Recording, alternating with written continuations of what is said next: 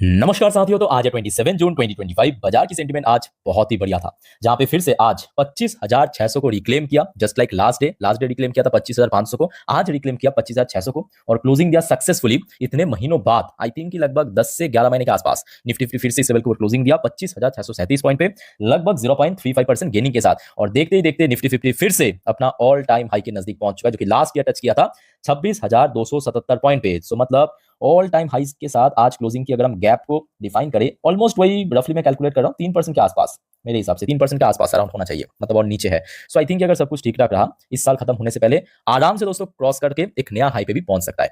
खैर, बात करेंगे इस वीडियो में शेयर मार्केट से रिलेटेड बहुत सारे इंपॉर्टेंट लेटेस्ट अपडेट शेयर करूंगा आपके साथ, उसके साथ साथ ग्लोबल मार्केट का हालचाल, एफएसडीएस का डेटा। बट मार्केट प्रेडिक्शन वाला पार्ट इस वीडियो में कवर नहीं करेंगे, बिकॉज कल परसों बाजार 2 दिन फुल डे क्लोज रहेगा। तो मार्केट प्रेडिक्शन वाला पार्ट फिर से हम कवर करेंगे जब फिर से बाजार ओपन होगा सोमवार, यानी उसके पहले रविवार रात की 10:30 की वीडियो में। ओके, सो दोस्तों प्लीज वीडियो को बिना स्किप के पूरा अंत तक जरूर देखना। आइए सबसे पहले चेकआउट करते हैं आज हमारे मार्केट एनालिस्ट ने क्या कहा, मतलब आज क्लोजिंग के बेस पे नेक्स्ट वीक बाजार किस तरफ जा सकता है। अब बात क्योंकि आज 25,600 का हो रहा है ना, तो उम्मीद बहुत बढ़ चुका है। दोस्तों आज इस टॉपिक को कवर किया मनी कंट्रोल की तरफ से एक एनालिस्ट ने। देखिए बाजार के बारे में अपना एक विचार रखा, पॉइंट ऑफ व्यू रखा, technical view. July series begin on positive note, Nifty must break 25,800, काफी अभी उम्मीद बढ़ चुका है for bull run as India VIX hit 9 month low. So Nifty जो विक्स इंडेक्स या निफ्टी की जो वोलेटाइल इंडेक्स, वो दोस्तों 9 महीने की लो पे पहुंच चुका है। तो मतलब बाजार में वॉलिटिलिटी ड्रॉप हो रहा है, और वॉलिटिलिटी जितना ड्रॉप होगा, बड़े निवेशक की कॉन्फिडेंस बढ़ जाएगा मार्केट के प्रति। ठीक है, सो यहाँ पे रेंज तो मैं कहूंगा बहुत ही जस्टिफाइड है, और मेरे हिसाब से अगर सब कुछ ठीक ठाक रहा, अगर कुछ गड़बड़ नहीं हुआ, खास करके ट्रेड डील टैरिफ के ऊपर, क्योंकि आप समझ सकते हो 9 जुलाई बहुत इंपॉर्टेंट है, देखते देखते नजदीक पहुंच रहा है, तो कहीं ना कहीं 26,000 को भी ब्रेक कर सकता है। अच्छा, नेक्स्ट नीचे की तरफ जो सपोर्ट मेंशन किया 25,500 को। खैर, इस टॉपिक को तो हम रविवार रात की 10:30 की वीडियो में अच्छे से कवर करेंगे, एक्सप्लेन करेंगे। बट आज दोस्तों बहुत सारे भारत की मैक्रो डेटा यानी इकोनॉमिकल डेटा, बहुत सारे रिपोर्ट, लेटेस्ट अपडेट पब्लिश हुआ, जो कि आपके साथ मैं शेयर करूंगा। थोड़ा सा पेशेंसली स्टेप बाय स्टेप करके देखते जाइए। सबसे पहले हम बात करेंगे भारत की एक बहुत इंपॉर्टेंट इकोनॉमिकल डेटा, विदेशी मुद्रा भंडार यानी फॉरेक्स रिजर्व के data. Back to back 2 week पे गेनिंग के बाद, एक स्ट्रॉन्ग गेनिंग के बाद, इस बार मतलब लास्ट वीक के हिसाब से थोड़ा सा ड्रॉप हुआ, बहुत ज्यादा नहीं, लगभग $1.02 बिलियन। और देखिए ये डेटा देखने के बाद ना बहुत ज्यादा मैं कहूंगा शॉक या चौंकने वाली बात नहीं है, क्योंकि ये कब की अपडेट है, मतलब ये जो फॉरेक्स रिजर्व की अपडेट जो है, ये जो बीते हुआ हफ्ता, इस हफ्ते की नहीं, ये 20 जून पे जो वीक खत्म हुआ उस हफ्तों की है। अब जरा आप खुद ही सोचिए कि सेकेंड लास्ट वीक में दोस्तों क्या हुआ था, चारों तरफ वॉर, इसराइल ईरान के भीतर यूएस ने कूद गया है ना। तो ऑब्वियसली बात है यहाँ पे $1 बिलियन के आसपास ड्रॉप होना, ये कोई बहुत बड़ी शॉकिंग बात नहीं है, ये तो कम ज्यादा होता रहता है, खास करके वॉर वाली सिचुएशन पे, जहां पे एफआईएस की सेंटीमेंट थोड़ा सा तो वीक हो ही जाता है ना। सो आज भारत के पास मैं कहूंगा बहुत ही अच्छा इनफ फॉरेक्स रिजर्व है, $697.93 बिलियन। अच्छा, नेक्स्ट देखिए एक और इंपॉर्टेंट इकोनॉमिकल डेटा उठा जो कि बहुत ही तगड़ा रहा। ये देखिए India report current account surplus, Bharat की जो करेंट अकाउंट सरप्लस, ये देखिए कितना $13.5 बिलियन इन Q4 फाइनेंशियल 25। तो फाइनेंशियल 25 की Q4 में दोस्तों रिकॉर्ड पे पहुंच चुका है। मैं आपको थोड़ा सा एस्टिमेट देता हूं ताकि आपको अच्छे से समझ आ जाए। लास्ट ईयर की बात करें Q4 में, लास्ट ईयर ठीक है, कितना था करेंट अकाउंट सरप्लस, ये देखिए एक साल पहले $4.6 बिलियन। इस बार कितना हुआ, $13.5 बिलियन सरप्लस में। याद रखना सरप्लस की बात हो रहा है, डेफिसिट की नहीं, जबकि लास्ट Q3, ये देखिए Q3 फाइनेंशियल 25 में डेफिसिट में था, मतलब एक टाइप का बोल सकते हो कि नेगेटिव में था। ठीक है, कितना $11.3 बिलियन। जीडीपी की, भारत की ओवरऑल जीडीपी की 1.1% नेगेटिव में था, डेफिसिट में था। इस बार क्या हुआ, Q4 फाइनेंशियल 25 में भारत की जो ओवरऑल जीडीपी की 1.3% पॉजिटिव में रहा, सरप्लस में रहा। तो ये डेटा दोस्तों काफी बढ़िया रहा, आज आरबीआई के द्वारा पब्लिश किया ऑफिशियली। ठीक है, हर एक क्वार्टर की एंड पे, मतलब 2-3 महीने बाद ही पब्लिश होता है। अच्छा, नेक्स्ट देखिए भारत की एक और important data, India external debt. But ये मैं कहूंगा थोड़ा सा निराशाजनक है डेटा। भारत की जो एक्सटर्नल डेट वो फिर से थोड़ा सा स्पाइक कर गया, थोड़ा सा बड़ा है, कितना 10.1%, कितना हुआ $736.3 बिलियन के आसपास।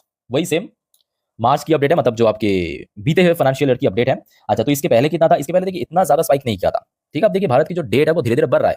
अब आप कहेंगे इसमें मतलब क्या बहुत नुकसान है, ऐसी बात नहीं है, नुकसान की या बोल सकते हो कि बहुत ज्यादा नेगेटिव बात भी नहीं है, क्योंकि देखिए भारत एक डेवलपिंग नेशन, ये भी आपको समझने की जरूरत है। यहाँ पे हम इंटरनल डेट की बात नहीं कर रहे हैं, इस वर्ड को ध्यान से पढ़ना। इंटरनल डेट अगर बहुत ज्यादा बढ़ जाता है तो वो बहुत ज्यादा मैं कहूंगा मुसीबत वाली बात है, बट यहाँ पे एक्सटर्नल डेट की बात हो रहा है। ठीक है, सो एक्सटर्नल देखिए भारत एक डेवलपिंग नेशन है, तो भारत को पैसा चाहिए ही।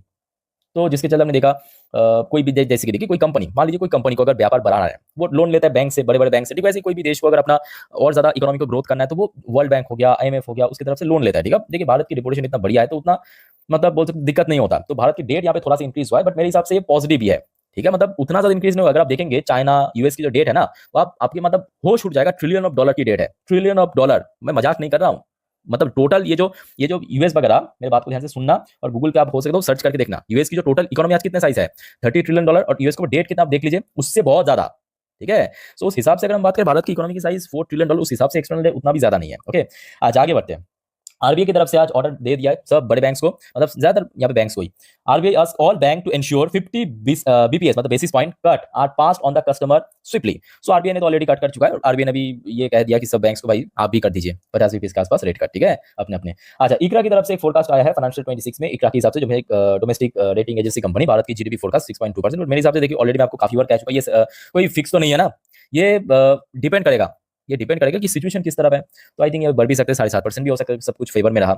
अच्छा, नेक्स्ट देखिए, भारत के वित्त मंत्री फाइनेंस मिनिस्टर की तरफ से एक बहुत इंपॉर्टेंट स्टेटमेंट दिया, investors confidence sustaining in financial 26 despite global headwind. So दोस्तों, आप इस स्टेटमेंट पे क्या एग्री करते हो या डिसएग्री करते हो, कमेंट बॉक्स में कमेंट करके बताइए। बट मेरे हिसाब से बात तो सही है, क्योंकि देखिए भारत की मैक्रो डेटा या इकोनॉमिकल डेटा वो काफी स्ट्रॉन्ग है, तो आई थिंक कि कॉन्फिडेंस तो है, बट हाँ बहुत सारे ग्लोबल इश्यूज भी चल रहे हैं, तो बीच बीच में ये बात भी सही है कि थोड़ा सा कंफ्यूजन भी है। मैं कहूंगा कि कॉन्फिडेंस है, बट कभी कभी ना थोड़ा कंफ्यूजन भी होता है कि अगर हो मतलब क्या होगा, क्योंकि देखिए भारत तो पृथ्वी की बाहर नहीं है ना, अर्थ की बाहर नहीं है, अंदर ही है, तो कहीं पे भी कुछ भी होता है ना, छोटा बड़ा इंपैक्ट तो पड़ेगा ही। अच्छा, नेक्स्ट देखिए, अब ट्रेड डील के ऊपर देखिए, जैसे कि आपको याद होगा जून की फर्स्ट वीक में यूएस की तरफ से एक ऑफिशियल टीम आए थे भारत में बातचीत करने के लिए ट्रेड के ऊपर। सो फिर से तो लौट चुका है, बट अभी सुनने को आ रहा है कि भारत की तरफ से दोस्तों यूएस में जाएंगे, ठीक है, कुछ official team, government team. So Indian team in US for last attempt at trade deal. अच्छा, उसके साथ साथ डोनाल्ड ट्रम्प की एक बहुत इंपॉर्टेंट स्टेटमेंट आज काफी ज्यादा चर्चे में रहा, very big India deal may be next, okay, says Donald Trump after signing China deal. So देखिए डोनाल्ड ट्रम्प की स्टेटमेंट के हिसाब से चाइना के साथ एक बोल सकते हो कि ऑफिशियली या कोई कंफर्म डील साइन हो चुका है। अब देखिए ये तो ना ही यूएस की तरफ से कोई ऑफिशियली डिस्क्लोज, ये तो डोनाल्ड ट्रम्प बस ऐसे मीडिया में जो बतियाता रहता है वो कह दिया रफली आके, ठीक है, बट कोई ऑफिशियली यहाँ पे कोई अनाउंसमेंट नहीं हुआ, या चाइना की तरफ से भी कोई ऑफिशियल अनाउंसमेंट नहीं हुआ कि हाँ यूएस के साथ कुछ ट्रेड डील हुआ है या नहीं हुआ है। अब सुनने को आ रहा है कि डोनाल्ड ट्रम्प ने ये कहा कि भारत के साथ भी कुछ बड़ा डील हो सकता है फ्यूचर में, मतलब वही 9 जुलाई के पहले पहले, ठीक है।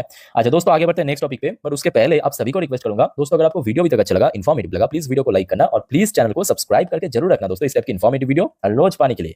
अच्छा, अब चेक करते हैं यूएस मार्केट।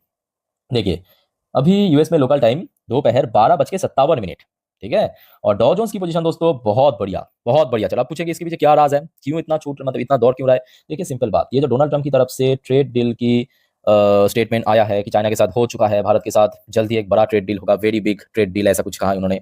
सो ये स्टेटमेंट कहीं ना कहीं देखिए बाजार जो है काफी पॉजिटिव ले लिया, ठीक है, क्योंकि आप समझ सकते हो आज से लगभग 1-1.5 महीने पहले की बात है, जब अप्रैल की आखिरी हफ्तों में या मई की शुरू में चाइना के साथ यूएस की टैरिफ वॉर चल रहा था, तो कहीं ना कुछ टाइम पे बाजार भी थोड़ा सा हर्ट हुआ था, आज फिर से रिकवर होने लगा उसी वजह से। और दूसरी बात, नैस्डैक कंपोजिट, जी हाँ, नैस्डैक कंपोजिट आज अपना ऑल टाइम हाई टच किया, सही सुना आपने, नैस्डैक कंपोजिट ये देखिए आज जो इंटर हाई टच किया 20,311, और यही इसकी 52 वीक्स हाई के साथ साथ ऑल टाइम हाई भी है। आप कहाँ पे हो, भारतीय मार्केट अभी 3% नीचे है, निफ्टी सेंसेक्स नीचे है, भले बैंक निफ्टी पीक में है, बट यूएस की देखिए डॉ जोन्स जल्दी पहुंच जाएगा, अभी डॉ जोन्स भी थोड़ा नीचे है, बट नैस्डैक पीक में चल रहा है, ऑल टाइम हाई को अचीव किया। ओके, आगे बढ़ते हैं। नेक्स्ट देखिए, यूएस की 10 साल की बॉन्ड डील्स में थोड़ा सा करेक्शन अभी देखने को मिल रहा है। अच्छा, बाकी बात करें ब्रेन क्रूड के अंदर थोड़ा सा कमजोरी, जबकि सुबह से थोड़ा बहुत पॉजिटिव में था। अच्छा, इंडियन करेंसी की वैल्यूएशन में मैं कहूंगा रिकॉर्ड गेन हुआ, रिकॉर्ड गेन हुआ। कल रात की 10:30 की वीडियो दोस्तों याद कीजिए, जब हम लोग रिकॉर्ड कर रहे थे, तब उसका मतलब भारतीय करेंसी की जो वैल्यूएशन था लगभग यूएसडी के अगेंस्ट में 85.6 के आसपास, अभी आप देख सकते हो गिर गया, मतलब प्राइस गिर गया, वैल्यूएशन बढ़ गया। ओके, आज आगे बढ़ते हैं, कुछ इंडियन कंपनी की पोजीशन ट्रैक करते हैं, जैसे कि Wipro limited AD valuation still नीचे है 1.46% नीचे।